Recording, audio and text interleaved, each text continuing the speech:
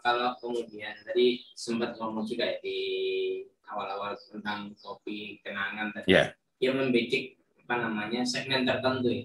Jadi apakah memang sebelum kita memastikan bisnis yang akan kita jalankan, apa memang sangat penting ya untuk membuat segmentasi pasar kita ini mau yang mana, apakah mau kita garap semua aja karena semuanya bisa dapat pemasukan buat kita, itu yang benar yang mana? Ya, jadi sebenarnya kita bisa punya beberapa cara ya. Contoh adalah kita bisa menggunakan namanya design thinking. Design thinking itu adalah framework untuk inovasi yang berpusat pada customer. Ujung daripada design thinking itu nanti akan memetakan tuh. Kalau dikaitkan dengan bisnis model Canvas, nanti kita itu akan mendapatkan pasangan daripada value proposition dengan customer segment. Tadi kalau kita bicara bisnis model Canvas, tadi kan saya tekankan ya, kita harus mencari dulu pasangan antara value dengan customer. Nah, contoh ini nih, kenapa kok ada taksi smartphone apps ya? Nggak usah nyebut salah satu merek. Nah, misalkan kalau kita lihat, kalau kita riset, maka apa yang dilakukan orang-orang ketika memanggil taksi sebelum ada apps gitu ya. Mereka akan lewat telepon atau di pinggir jalan dia harus cari taksi itu gitu. Terus habis itu kalau banyak yang antri dalam satu halte itu bisa jadi royoan ya. Siapa duluan. Nah, ketika ada di perjalanan, customer jobs-nya itu setelah dia call atau find taksi, setelah dapat di tengah jalan pun kita harus ngasih direction. Pak, nanti lewat Jalan Wonokromo ya, nanti ada sekolahan belok kiri, nanti ke kanan sudah selesai, terus kita bayar. Nah, itu adalah satu journey dari mulai dia nyari taksi sampai selesai. Nah, yang kemudian dari yang di value proposition Canvas, bagian dari business model Canvas itu ya, itu ada pains-nya. Pains-nya apa? Akhirnya nunggunya lama dong, gitu ya. Karena call dulu tuh. Oh iya. Sebentar ya Pak, kita carikan drivernya kalau kita via call. Atau kalau kita nunggu pinggir jalan ya nyari dulu taksinya lewat apa enggak ya. Kalau di jalan besar kemungkinan agak lebih cepat. Tapi kalau kita di dalam rumah, wah susah. Pilihannya call itu juga jadi waiting long time. Jadi di sini pain-nya adalah nunggunya terlalu lama. Habis itu kalau kita naik taksi nih dulu ya, takut overcharge gitu. Macet, hujan, nah kita udah bayangin nih, mungkin 100.000 ya nyampe Juanda. Kena hujan, macet, itu argonya jalan terus. Wah, udah mulai. Nah, karena dia ngitung berdasarkan kilometer sama setiap 3 menit atau berapa itu naik sendiri. Nah, itu akhirnya ada kesempatan atau ada kemungkinan dia overcharge, naik gitu ya. Lalu kalau find a taksinya tadi manual gitu ya, compete with other customer gitu. Ya, akhirnya kan siapa tadi yang duluan sampai di halte atau nunggu taksi kan nggak ada yang bisa mengeklaim ya saya duluan, nggak bisa, kecuali ada yang ngatur. Lalu ada unsafe driver, kadang kita ketemu dengan driver yang ternyata kurang baik dalam mengendarai mobil. Nah, itu adalah hasil riset setelah kita tahu kelemahan dari layanan taksi itu yang dulunya itu adalah seperti ini, maka di sisi sebelah kanan value-nya adalah kita cocokkan. Maka agar orang tidak menunggu lama itu instant booking aja. Cukup kita mau kemana nih, terus pakai yang L atau yang biasa gitu. Nah, begitu ditekan udah ketemu drivernya gitu. Meskipun enggak langsung nyampe ya, tapi perasaan kita itu lebih safe. Oh, dia udah nyampe sini ya. Oh, 5 menit lagi nyampe. Nah, itu membuat kita lebih nyaman daripada kalau taksi ya, Pak, ditunggu lagi 10 menit, tapi kita nggak tahu taksinya itu di mana gitu ya. Nah, jadi kalau dengan apps itu terjawab. Lalu compete with other customer, ya itu nggak perlu lagi karena begitu kita pencet aplikasinya udah di-assign nih. Pak Zainal itu drivernya si A, nopolnya sekian. Ustaz Makrus itu kalau mencet di lokasi yang sama itu mobilnya ini, drivernya ini, nggak mungkin rebutan karena udah sendiri-sendiri. Lalu apps itu udah mengeluarkan juga harganya, cost sistemnya udah keluar tuh. Oh, Makrus ke Juanda nih 65.000. Ya udah, mau macet mau apa itu udah ditentukan di awal. Nah, udah 65.000. Nah, berikutnya kalau P-nya susah bayar, nyusui itu akhirnya awalnya pakai no cash, sekarang bisa pakai pakai GoPay ya tadi ya, atau pakai e-wallet. Ya, jadi nggak perlu nyusui itu, yang kadang nggak ada, kembaliannya nggak pas. Nah, seperti itu. Nah, itu PIN-nya. Jadi dengan cara ini, kita customer segmentasi kayak Gokar, Uber, sama itu memang memindahkan penumpang taksi. Makanya waktu awal-awal memang terjadi resistensi. Ya, betul.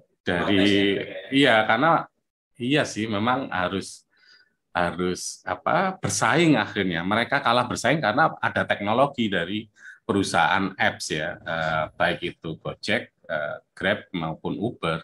Mereka pakai teknologi itu yang bikin mereka scale up-nya lebih cepat dan pasangan driver dan penumpangnya ketemunya lebih cepat. Ada resistensi. Tapi ya ini salah satu hal yang tidak bisa dibendung ya dalam tanda kutip kalau memang tidak diatur secara signifikan dari negara gitu. Karena apa? Kalau dibiarkan ke mekanisme pasar, meskipun memang perubahan zaman itu nggak bisa dibendung ya dengan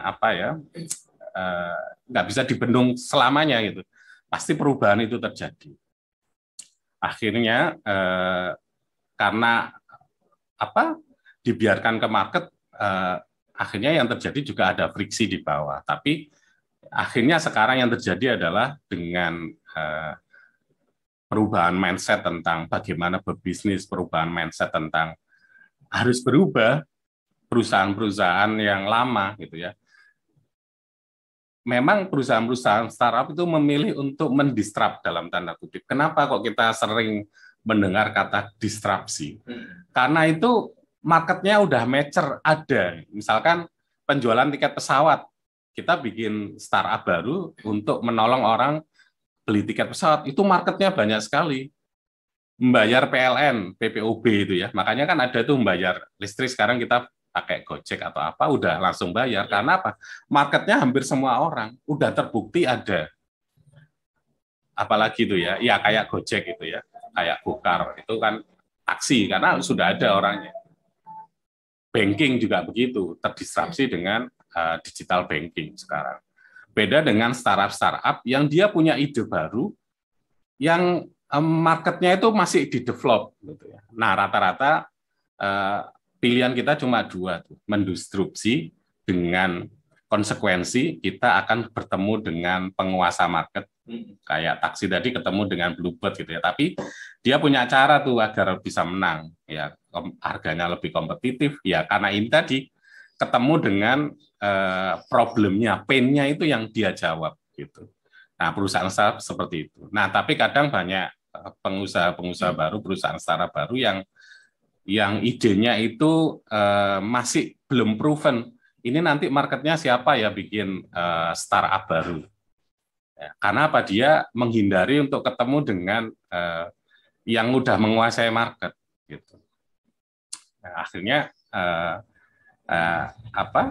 itulah yang kemudian disebut dengan disrupsi gitu. Jadi dia mendisrupt pasar yang udah mature, banyak orangnya, dia hadir dengan keunggulan baru. Nah, ini yang kemudian orang menoleh gitu ya. Dengan mengefisiensi cost, dia akhirnya lebih murah. Karena apa? Dia nggak butuh beli mobil loh. Kan gitu ya. Gojek itu nggak punya mobil, nggak punya motor. Sedangkan di sisi yang lain, Bluebird dan operator taksi lainnya harus beli mobil, perawatan, macam-macam. Akhirnya cost-nya memang agak lebih mahal.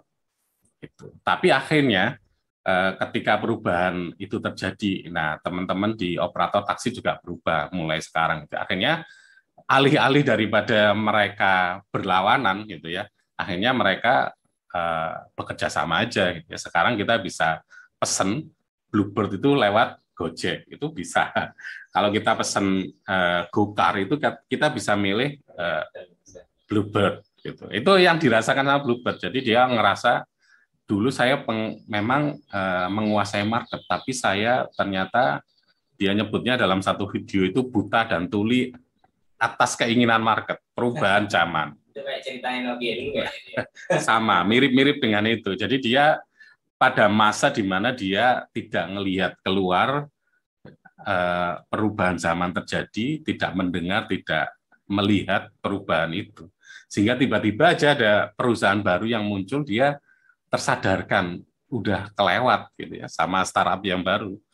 Nah, akhirnya kalau di dalam sebuah istilahnya kalau sekarang digital transformation ya, transformasi digital perusahaan-perusahaan yang konvensional itu spiritnya adalah bukan tentang kita harus punya digital apps, enggak, itu salah satu aja.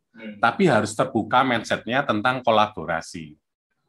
Ya, alih-alih saya bertempur, saya menyediakan armada saya untuk bergabung dengan Gokar. Gitu. Saya bikin app sendiri, oke, nggak apa-apa, tapi ada channel lain, at the end mereka juga butuh pemasukan, channelnya bisa lewat Gojek, akhirnya begitu, customer relationship-nya, channelnya Bluebird atau taksi yang lain itu bisa lewat channelnya Gojek. Nah, jadi menariknya begitu. Kalau kita bicara tadi itu kan ada channel tuh.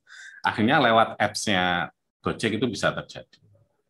Nah, jadi gitu kolaborasi lalu apalagi ya open gitu ya, openness gitu ya. Itu yang terjadi di banyak perusahaan startup itu dia perusahaan yang open gitu ya. Nah, balik lagi ke yang ini tadi, Ustaz. Jadi di atas itu gains-nya ada. Jadi kalau di sini ada pin, ada gains-nya. Gains-nya adalah orang-orang yang pingin pakai taksi itu pingin apa sih? Pingin datang tepat waktu, pingin harga yang fair. Tapi kadang berlawanan dengan overcharge tadi ya. Akhirnya kadang overcharge, akhirnya nggak fair dalam persepsi penumpang. Lalu pinginnya dapat driver yang profesional dan mudah dalam pembayaran. Nah, ini dijawab oleh value yang dibikin oleh taksi smartphone app gitu ya, atau apps yang sering kita ada di handphone kita ya.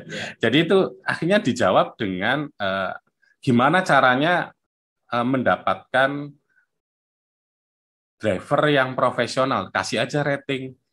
Makanya driver-driver biasanya Pak minta ratingnya 5 ya Pak, bintang 5 ya Pak. Nah, itu adalah cara perusahaan aplikasi untuk merating drivernya, ini drivernya bagus. Mungkin banyak di antara kita yang nggak nyadar gunanya rating itu. Rating itu adalah ketika saya pesan, oh ini kalau 3 atau 4 saya ragu-ragu, tak cancel lagi kalau saya. Tapi kalau ratingnya 5, nah ini biasanya banyak penumpang yang sudah ngerasakan pelayanannya bagus. Akhirnya dengan cara itu, profesional driver, rating itu menggambarkan, mengasih tahu ke penumpang ini loh drivernya ini bagus. Gitu. Ya, dengan cara itu akhirnya perusahaan smartphone apps bisa selangkah lebih maju daripada yang lain gitu ya. Lalu ada map juga kalau ingin nggak perlu lagi get direction tadi loh. Oh, iya, Pak harus ke kanan ke kiri. Biasanya rata-rata drivernya itu udah ngelihat map aja karena di aplikasi udah dipandu tuh. Akhirnya satu kesatuan ini yang kemudian membentuk sebuah layanan yang kemudian bikinlah sebuah aplikasi namanya ya semacam taksi online gitu. Kita nyebutnya generiknya kan taksi online gitu ya. Akhirnya ketemu nih user need, user pain-nya, gain-nya yang ingin dicapai apa kita tahu, dijawablah dengan value. Nah, ini yang penting. Bagi teman-teman yang sekarang memulai usaha, itu harusnya ketemu dulu. Tadi kalau pertanyaannya, penting nggak mendefinisikan customer segment? Sangat penting, karena nanti kita harus riset dulu. Dia butuhnya apa, problemnya apa, gitu ya. Kemudian apa yang ingin dia capai. Kemudian di sisi yang lain, akhirnya kita menjawab kebutuhan daripada user need tadi. Nah itu senada dengan riset yang awal tadi. Kenapa kok gagal perusahaan startup itu building something nobody wants? Nah itulah jawabannya gitu ya. Jadi kalau kita tadi disebutkan kenapa kok banyak usaha itu sebulan 2 bulan udah tutup. Atau sudah lama, sudah bertahun-tahun, tapi kemudian tiba-tiba hilang. Karena apa? Problem yang dialami udah bergeser, bisa jadi gitu ya. Riset marketnya udah betul, tapi dia nggak berubah ketika zaman berubah. Problemnya udah berubah nih. Problemnya sekarang orang naik taksi itu pengen yang cepat, bayarnya bisa gampang gitu ya. Udah tahu ada di posisi mana. Nah, sehingga perusahaan-perusahaan yang tidak mengikuti perubahan zaman dalam tanda kutip sebenarnya perubahan perilaku customer-nya, maka mereka akan hilang.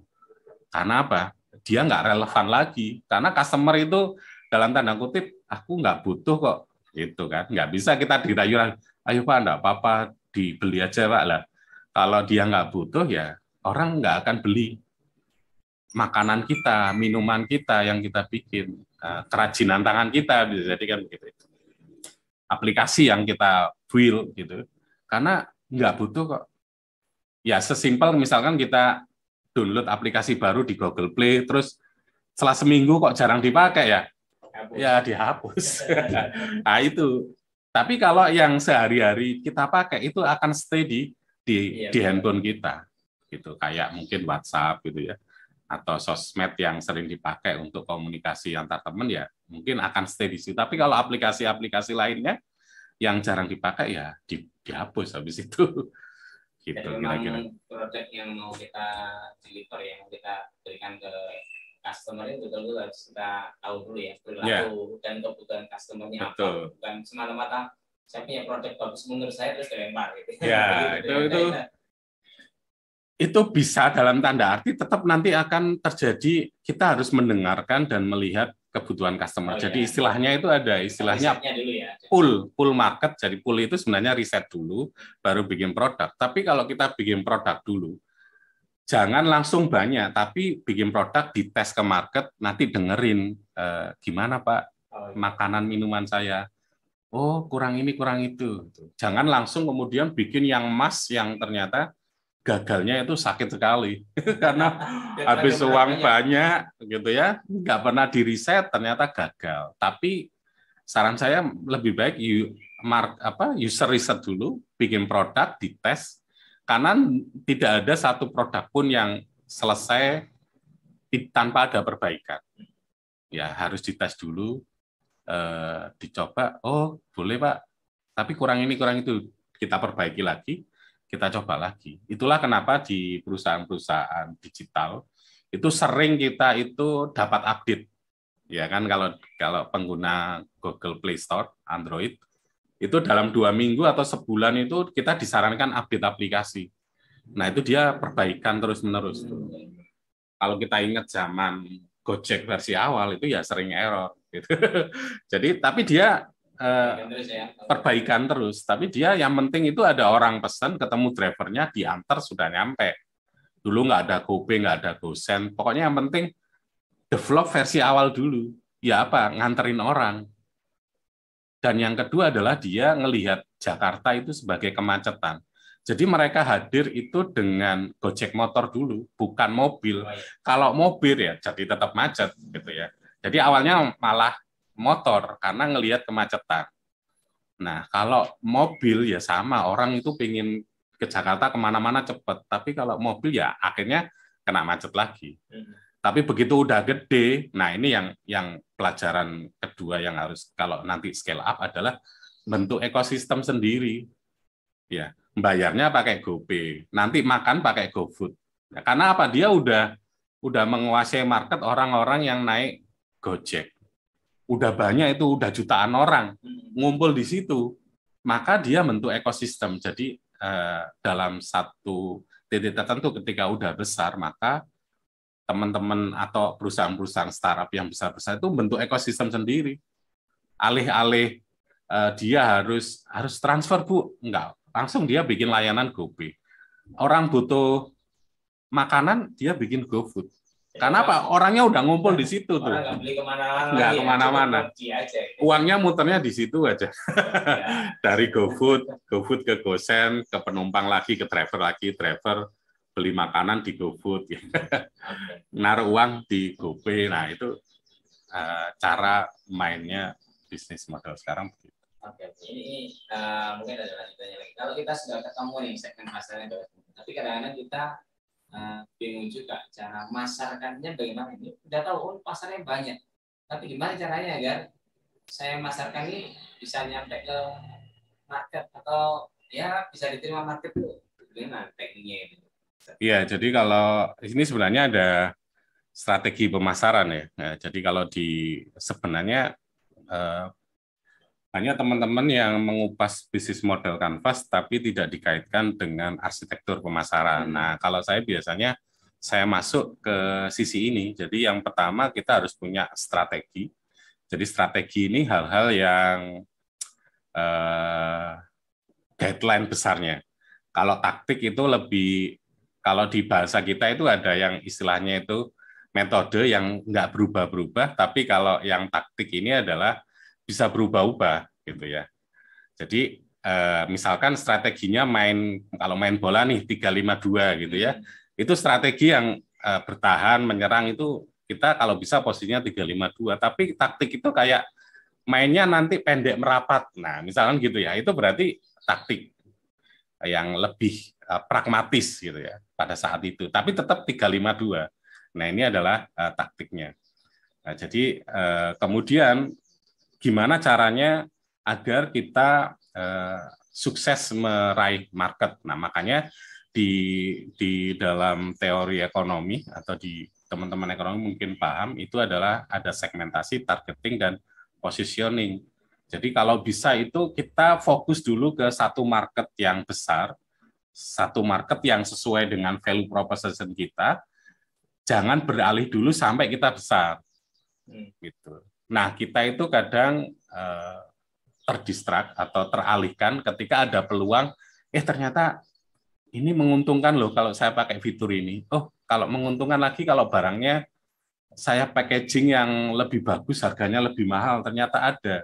Padahal market yang besar tadi, katakanlah kayak kopi kenangan itu menengah aja gitu ya.